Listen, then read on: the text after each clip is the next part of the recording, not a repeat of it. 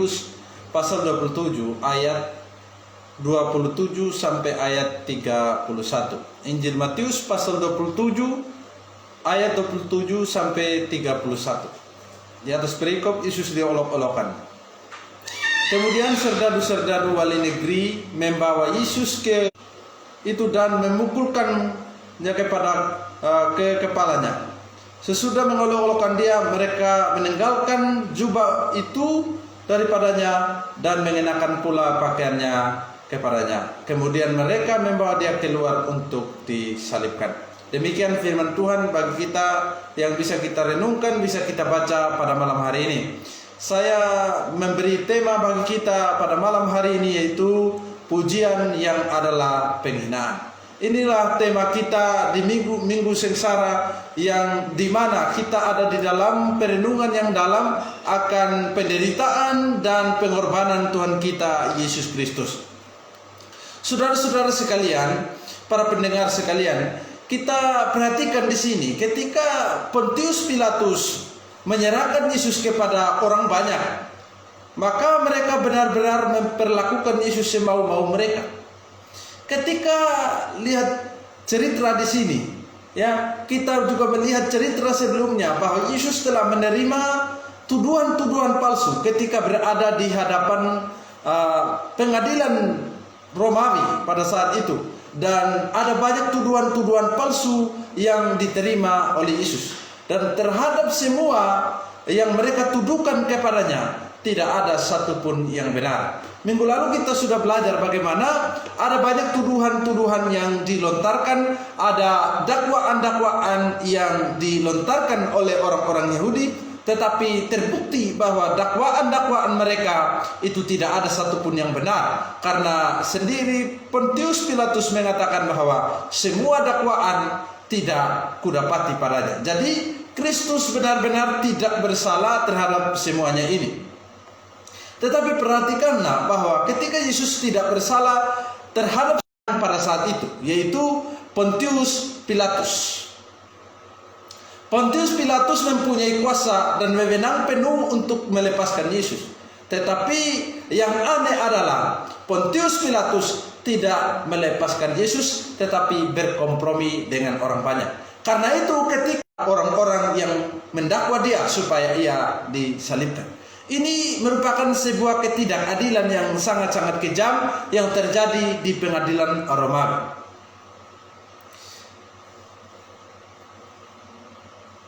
Perhatikanlah bahwa hukuman yang diterima oleh Yesus itu semua atas dasar ketidakadilan, karena Yesus tidak pernah bersalah terhadap semua tuduhan mereka.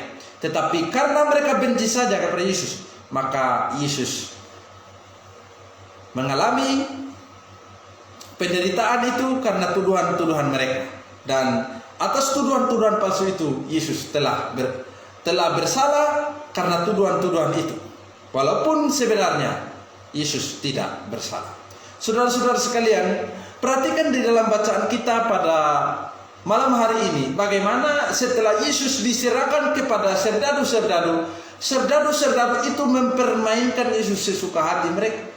Ketika Yesus diserahkan ke tangan mereka, mereka mulai mempermalukan Kristus, ya, memperlakukan Kristus semau-mau mereka, dan mereka melakukan banyak hinaan terhadap Yesus. Begitu Yesus diserahkan kepada mereka, mereka melakukan hinaan-hinaan, ejekan-ejekan yang sesungguhnya menurut saya kepada seorang penjahat pun tidak layak dilakukan hal-hal seperti ini. Apalagi kepada Yesus Kristus yang adalah orang benar, orang suci, orang tidak berdosa, adalah Dia penebus. Tidak layaklah diperlakukan sedemikian rupa. Saudara-saudara sekalian, ada beberapa hal yang kita akan bahas pada malam hari ini berkaitan atau di dalam teks yang kita baca, yaitu bagaimana Kristus mengalami hinaan atau cacian atau diolok-olokkan oleh serdadu-serdadu Romawi pada saat itu. Lalu apa hinaan yang diterima oleh Kristus? Menurut bacaan kita pada malam hari ini, yang pertama, Yesus menerima hinaan dari mereka adalah dengan melepaskan pakaiannya. Perhatikan di sini saudara, ini adalah sebuah penghinaan yang sangat kurang ajar karena melepaskan pakaian Yesus. Yesus dilucuti oleh mereka, pakaiannya dilucuti atau Yesus ditelanjangkan oleh mereka. Perhatikan ayat 28. Mereka meninggalkan pakaiannya dan mengenakan jubah ungu kepadanya. Perhatikan, mereka serdadu-serdadu Romawi meninggalkan pakaian Yesus. Henry mengatakan seperti ini. Mereka meninggalkan pakaiannya. Ayat 28. Rasa malu karena telanjang muncul bersama dengan dosa. Kejadian 3 ayat 7. Karena itulah Kristus pun dilucuti saat ia datang untuk membayar dosa dan menghapusnya. Ia menanggung rasa malu itu supaya dapat mempersiapkan bagi kita pakaian putih untuk kita kenakan. Jadi perhatikan di sini saudara-saudara sekalian, Yesus mengalami sebuah hinaan yang sangat-sangat kejam yang bagi saya atau menurut saya terhadap orang yang paling bejat sekalipun hal ini tidak layak dilakukan. Karena apa? Karena menanggalkan pakaian seseorang ini merupakan tindakan yang sangat menghina terhadap orang tersebut. Di sini bagaimana seorang yang benar, seorang yang tidak bersalah sekarang dilucuti pakaiannya, ditelanjangkan oleh serdadu Romawi. Mereka benar-benar memperlakukan Yesus dengan sewenang-wenang, semau-mau mereka. Jikalau kita ada di posisi ini, saya rasa kita pasti sangat malu. Jangankan dilucuti pakaian kita sobek saja sedikit, malu kita luar biasa. Tetapi bagaimana Yesus yang dipermainkan seperti boneka dari mereka, bagaimana mereka sesuka hatinya melepaskan pakaian Yesus. Ini merupakan dan mengenakan jubah ungu kepadanya. Jadi setelah mereka buka pakaian Yesus, mereka memberikan jubah ungu kepadanya. Henry mengatakan seperti ini. Mereka mengenakan jubah ungu kepadanya. Jubah tua kemerah-merahan atau keungu-unguan seperti dipakai oleh tentara Romawi untuk meniru jubah ungu yang biasa dipakai oleh para raja dan penguasa, dan mereka mengejek dia dengan panggilannya raja. Sandiwara mengenai kebesarannya ini merupakan mereka tunjukkan dengan mengenakan sebuah jubah ungu di tubuhnya saat wajahnya memancarkan kesengsaraan dan kehinaan untuk mempertontonkan dia kepada khalayak sebagai orang yang menggelikan. Akan tetapi sebuah misteri terkandung di dalamnya. Perhatikan di sini saudara-saudara sekalian, bagaimana jubah ungu sendiri itu biasa dipakai oleh seorang yang besar, seorang raja, seorang penguasa. Dan Yesus diberikan pakaian itu untuk dia pakai. Nah, saudara-saudara sekalian, kalau kita melihat apa yang mereka berikan kepada Yesus, ini semacam pujian sebenarnya. Ini semacam penghormatan terhadap Yesus sebenarnya. Kalau kita lihat sekilas. Tetapi kalau kita lihat dengan keseluruhan bacaan kita, bagaimana kita bisa melihat bagaimana mereka mengenakan jubah ungu kepadanya, itu karena mau menghina Yesus. Karena ada tuduhan-tuduhan bahwa dari orang-orang Yahudi bahwa Yesus adalah raja bagi mereka. Karena Yesus adalah raja, maka mereka memberikan jubah ungu kepadanya sebagai bentuk penghinaan kepadanya. Karena itu saya memberi tema pada malam hari ini, pujian yang adalah penghinaan, adalah berdasarkan apa yang dilakukan oleh serdadu-serdadu Romawi terhadap Yesus. Jadi Yesus sebenarnya dia mempunyai jubah kebesaran, tetapi benar-benar mengalami penderitaan, tuduhan-tuduhan palsu. Yesus menderita karena serdadu-serdadu Romawi dan menerima banyak hinaan. Saudara-saudara, itu hal yang kedua. Sekarang hal yang ketiga, mereka mengenakan mahkota duri kepadanya. Yesus dikenakan atau orang-orang atau serdadu-serdadu Romawi itu memakaikan Yesus mahkota duri. Ayat 29.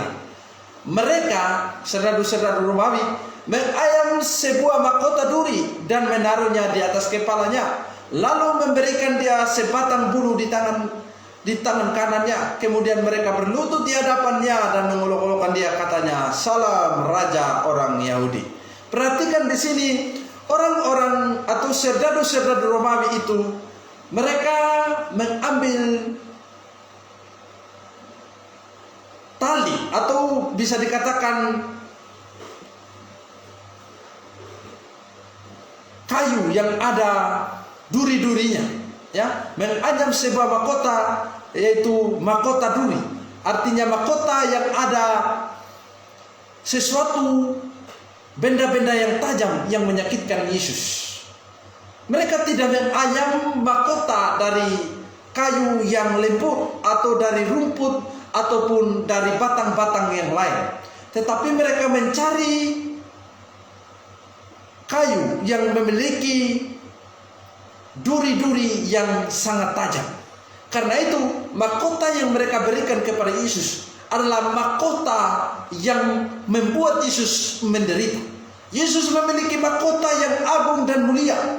Tetapi kita perhatikan di sini, Yesus dihina dengan memberi mahkota, tetapi mahkotanya mahkota dari jerami atau rumput. Namun mereka memang bermaksud untuk menyakitinya dengan menancapkan mahkota duri itu di kepalanya. Orang-orang yang memiliki ide untuk melakukan ini mungkin menganggap dirinya hebat, akan tetapi di dalamnya juga terkandung suatu misteri. Perhatikan di sini saudara, mereka bisa saja menggunakan benda-benda yang lain, tetapi mereka tidak mau. Mereka memang benar-benar memiliki niat yang sungguh ingin menyiksa Kristus, ingin menghina Kristus, ingin membuat Kristus benar-benar menderita. Karena itu mahkota yang mereka berikan kepada Kristus adalah mahkota duri, mahkota yang menyakitkan, mahkota yang menyebabkan penderitaan, mahkota yang membuat darah mengalir. Saudara-saudara sekalian, ada banyak orang bisa puji kita, tetapi pujian yang mereka lontarkan itu bisa merupakan silet yang mengiris, merupakan pisau yang mengiris seperti bawang. Banyak orang bisa puji, banyak orang puji orang, banyak orang memuji kita, tetapi di balik pujian itu ada banyak pisau yang melukai kita. Jadi di balik sebuah pujian sesungguhnya ada sebuah penderitaan. Sebenarnya ada yang demikian.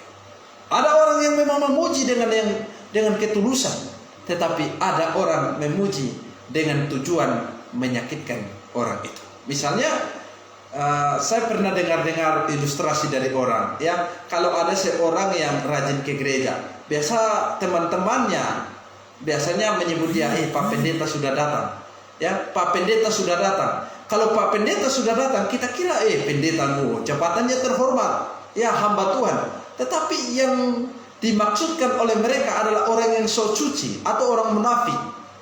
Jadi pujiannya kelihatannya, tapi penghinaan yang diterima. Makanya ada juga orang bilang, "Wah, lu ini terlalu ganteng." Ya. Walaupun kata ganteng itu merupakan sebuah hal yang disenangi oleh orang, tetapi begitu melihat realitanya, itu menyakitkan bagi orang yang dipuji tersebut. Karena itu saudara-saudara sekalian, kalau ada orang yang memuji, ingat baik-baik, motivasinya belum tentu baik bagi saudara. Ya, ada orang-orang atau serdadu-serdadu Romawi yang memberikan mahkota kepada Yesus, tapi bukan untuk kemuliaan, tetapi untuk penghinaan, tetapi bukan untuk kebahagiaan, tetapi untuk penderitaan, tapi bukan untuk kebahagiaan, tetapi untuk darah yang mengalir akibat dari mahkota duri tersebut. Oleh sebab itu saudara-saudara sekalian, marilah kita belajar dengan benar. Tuhan kita Yesus Kristus benar-benar menderita dari ketidakadilan, menderita karena penghinaan, menderita karena siksaan, menderita karena tersiksa secara psikis. Saudara-saudara sekalian, ini harus menjadi perenungan kita sebenarnya di minggu-minggu sengsara. Ketika kita menjalani minggu sengsara dan kita tidak ada di dalam perenungan seperti ini, kita tidak merenungi semua yang dialami oleh Tuhan kita Yesus Kristus. Sesungguhnya saudara, kita tidak lagi ada di dalam perenungan minggu sengsara atau mengingat penderitaan Tuhan kita Yesus Kristus.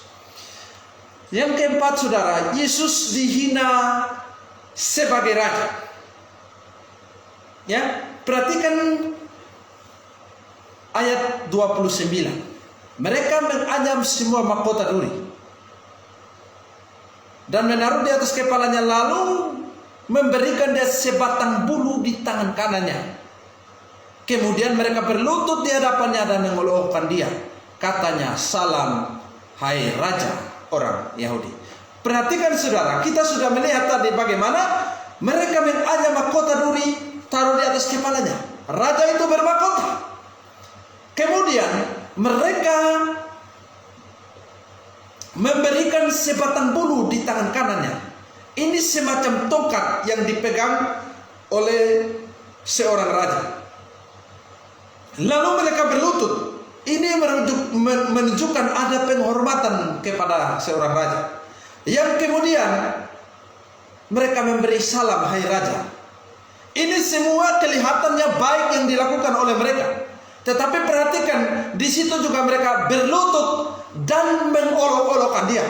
Jadi semua yang mereka lakukan, mereka berlutut, mereka beri mahkota, mereka mengenakan jubah ungu, mereka memberi tongkat kepadanya, memberi salam kepadanya. Semuanya itu hanyalah untuk mengolok-olokkan dia. Semuanya itu untuk menghina-hina dia. Semuanya itu hanya untuk mempermalukan Kristus. Saudara-saudara sekalian, mereka berlutut dan mengolok-olokkan dia. Mereka memberikan sesuatu penghormatan seperti kepada seorang raja. Tetapi mereka sebenarnya bukan dengan niat untuk menghormati Yesus sebagai raja.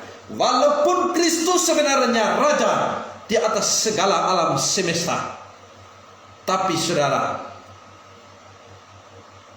Yesus dijadikan raja jadi-jadian, tapi diolok-olokkan oleh serdadu Romawi ini. Yang terakhir saudara, poin kita yang kelima adalah Yesus diludahi. Perhatikan saudara ayat 30. Mereka meludahinya dengan mengambil bulu itu dan memukulkannya kepada kepalanya. Saudara-saudara, perhatikan hinaan yang mereka lakukan adalah meludahi. Saudara sekalian, perhatikanlah bagaimana kalau seorang diludahi, itu merupakan sesuatu hal yang sangat menghina. Saya tidak tahu diludahi kepada bagian tubuh yang mana, atau mereka hanya meludah ke tanah sebagai sebuah ejekan, atau mereka ludahi mukanya. Tetapi saudara sekalian, kita bisa lihat, mau ludah terhadap tanah atau mau ludah terhadap mukanya, ini sebuah penghinaan yang sangat kejam. Ya, melihat kita punya budaya atau ada orang yang mempercayai bahwa kalau ada orang buang ludah kepada orang lain, itu merupakan penghinaan yang sangat luar biasa. Karena itu banyak orang yang tidak berani membuang ludah terhadap orang-orang yang sekalipun bau, sekalipun orang itu mempunyai kehidupan yang buruk. Banyak orang tidak mau meludah karena percaya bahwa mungkin apa yang mereka telah ludahi, mereka bisa jilat kembali. Saudara-saudara sekalian, tetapi biar bagaimanapun bahwa ada orang percaya bahwa meludahi itu adalah sebuah olok-olokan. Tetapi di sini adalah Yesus diludahi. Ini merupakan bentuk bagaimana mereka menghina Yesus dengan secara kejam. Dia adalah penebus, dia adalah Allah, dia adalah Raja, dia adalah Tuhan. Tetapi diludahi oleh penciptanya. Sungguh ini merupakan hinaan yang sangat memalukan. Kemudian mereka memukul atau membenturkan satu benda kepada kepala Yesus yang sedang ada mahkota duri itu. Jadi mereka pukul kepala Yesus supaya duri-duri itu tertancap menusuk kepala Yesus. Saudara-saudara sekalian, ini benar-benar apa yang dilakukan oleh tentara Romawi ini memang benar-benar mereka adalah orang-orang yang tidak kenal belas kasihan. Memang benar-benar mereka adalah orang-orang yang kejam. Mereka adalah orang-orang yang sangat memiliki hati yang sangat kejam untuk menyiksa orang. Saudara-saudara sekalian, 5 hal telah kita pelajari bagaimana hinaan yang diterima oleh Kristus, yang awalnya kelihatan seperti pujian, tetapi sesungguhnya adalah penghinaan. Saudara-saudara sekalian, Yesus terdiam. Lagi-lagi Yesus terdiam terhadap semuanya ini. Ini menunjukkan bahwa betul-betul Yesus mengasihi manusia. Yesus benar-benar mau menyelamatkan manusia daripada dosa. Karena itu dia rela menderita, rela dihina, rela diludahi, rela dicaci demi pengampunan dosa. Saudara-saudara, Yesus melakukan semuanya ini untuk bagaimana dia menebus dosa kita manusia. Dia terdiam menerima semua ini. Karena apa? Untuk menebus kita harus terima semua ini. Dan Kristus benar-benar memenuhi semua syarat itu. Dia terdiam dan menerima apa yang harus diterima manusia berdosa. Manusia berdosa seharusnya tidak bisa bersuara, tidak bisa lagi membela dirinya di hadapan Allah. Dan Kristus benar-benar datang ke dalam dunia dan dia sama sekali tidak membela dirinya. Dia terdiam dan menerima semua hinaan, semua ejekan, semua ketidakadilan, semua penderitaan. Bahkan dicambuk sampai disalib pun dia tetap terdiam. Dan kata-kata dari dia, tidak ada kata-kata yang melawan terhadap apa yang dilakukan oleh orang-orang pada saat itu. Saudara-saudara sekalian, kasih Allah yang terbesar adalah ketika Kristus datang dan menderita bagi dosa-dosa kita, bahkan sampai mati di kayu salib. Itulah adalah cinta kasih terbesar yang ada di alam semesta ini. Tidak ada kasih yang lebih besar daripada kasih seorang sahabat yang memberikan nyawanya bagi sahabat-sahabatnya. Kristus telah datang mati bagi kita manusia. Kasih ini adalah kasih yang besar. Kasih ini adalah kasih yang melampaui segala kasih yang ada di dalam dunia ini. Cinta ini adalah cinta yang sejati, yang melebihi segala cinta di dunia ini. Karena itu saudara-saudara, cinta manusia itu terbatas adanya. Jikalau saudara mau ingin mengalami cinta sejati, datanglah kepada Kristus, terima dia sebagai Tuhan dan Juru Selamat, maka engkau akan menerima cinta sejati itu. Maka engkau telah menerima cinta sejati yang diberikan oleh Tuhan kita Yesus Kristus. Ketika engkau percaya kepada dia sebagai Tuhan dan Juru Selamat, itu adalah titik temu bahwa saudara telah menemukan cinta yang abadi, yang kekal, yang besar. Kita semua binasa, tetapi terbukti Yesus tidak melakukan satu pelanggaran pun di sini. Dia terdiam menerima dosa kita. Karena apa? Dia lagi di posisi kita. Ya, posisi kita sebagai manusia berdosa tidak bisa membela diri. Karena itu Yesus ada di posisi itu dan dia terdiam menerima posisi kita sampai mati di kayu salib. Renungkanlah saudara kebenaran firman Tuhan.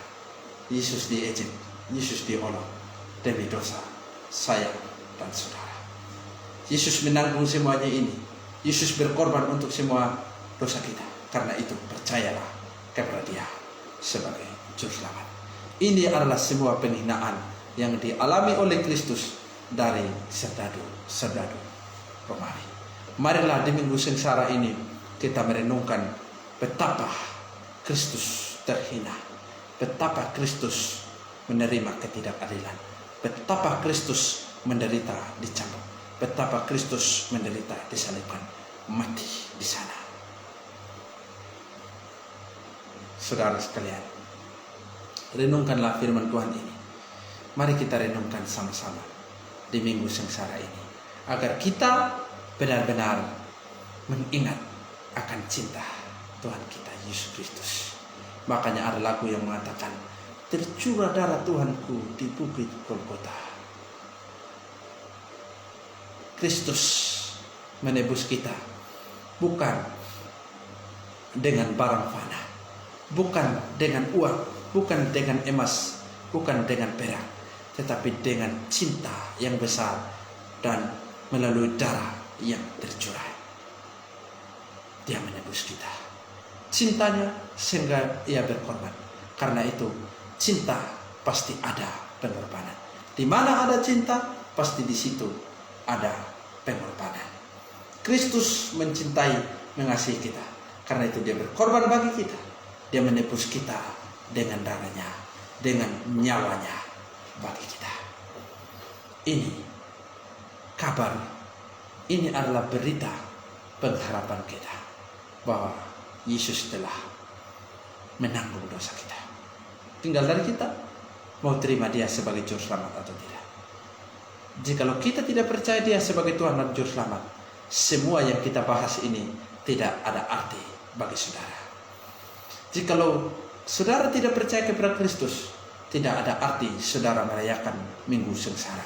Tetapi saudara, jikalau saudara percaya kepada Dia sebagai Tuhan dan juru selamat, semuanya itu berarti bagi saudara.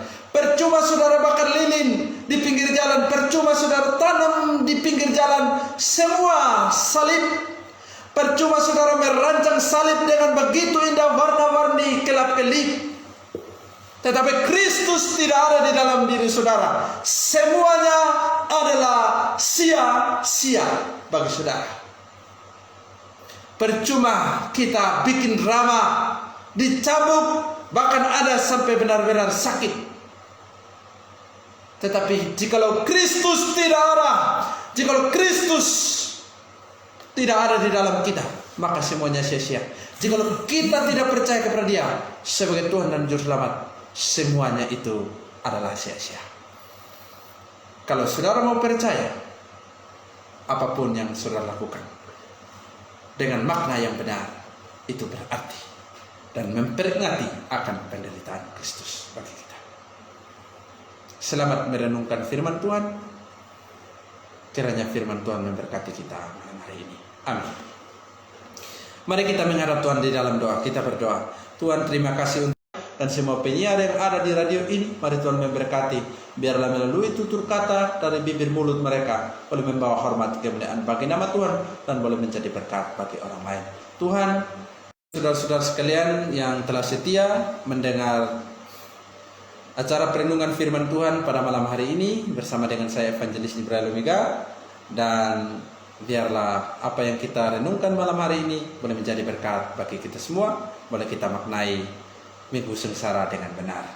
Biarlah firman Tuhan memberkati kita semua.